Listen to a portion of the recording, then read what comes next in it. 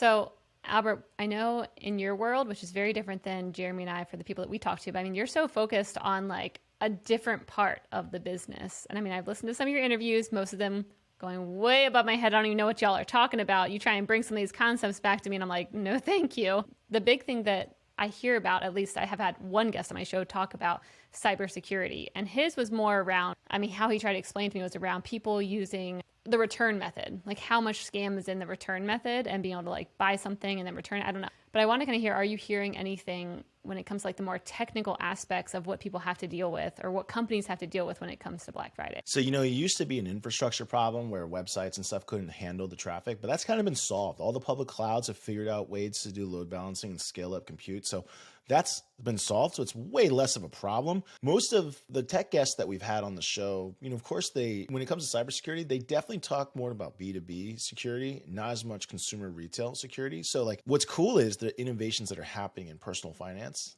that are making it much harder to commit fraud, which we see all the time now. Some of our clients like Marqeta was on our show. They talk about the ability to create and spin up virtual credit cards, which you've probably seen if you're a Capital One customer or something like that, where now when you check out, they can literally create a credit card on the fly for you in this transaction that links back to your original account. So if it ever got compromised, it doesn't even matter. It doesn't exist anymore. And so there's companies like that are really doing some cool things in personal finance to be, I think, fraud preventative that are pretty darn interesting. But as far as like the retailers, I think their infrastructure, I don't want to say it's solved because you never know what threats are emerged, but a lot of the things that they used to worry about, I would say they don't worry about nearly as much anymore. That's probably the biggest change I see from just a couple of years ago when people were worrying about scale up and will it handle the traffic? Can we do that kind of volume? Now, to your point, it's more about personal finance protection, credit card protection, not getting defrauded. So that's just getting valid information, validation checks. But there's a lot of companies now that are really in that game to help consumers. And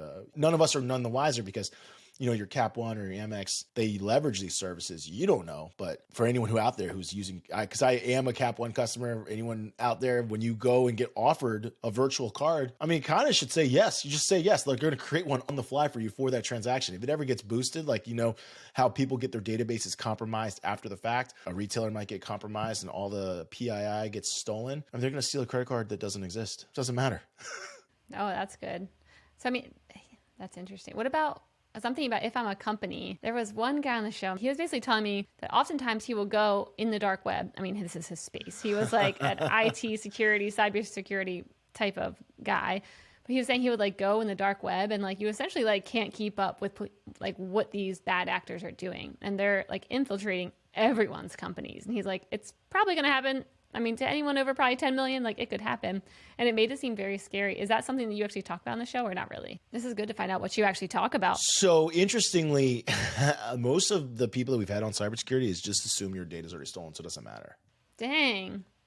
That's a view. They're like, you know what I mean? Like, why do you really need to protect your social? It's already out there. A lot of companies are more about like validation and verification now. Like, how do you validate and verify things that are true? So that's pretty fascinating. The different biometric login companies, there's all kinds of companies that are doing much, much more to cross-validate. Like, are you who you say you are? Like, whether it's through IP addresses, phone app. So like, for example, this is an unbeknownst security feature that a lot of retailers might be using that you just don't even know. But the credit card companies are now checking where you're purchasing on the web and where your app is located. And if they're on two different IPs, it'll say one of them's not right. And that's when you get those alerts like, hey, did you just try to make a purchase? Like, and yeah, there's a lot of false positives.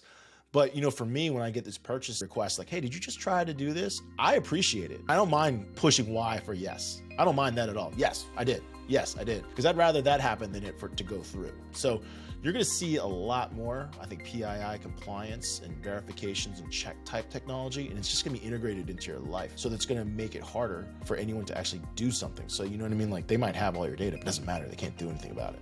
Hey, thanks for watching. Subscribe to this channel for more great IT thought leadership. And thanks to our partners at Salesforce Platform for making this show possible. Go to salesforce.com/newsletter to discover timely insights and useful tips tailored to your role.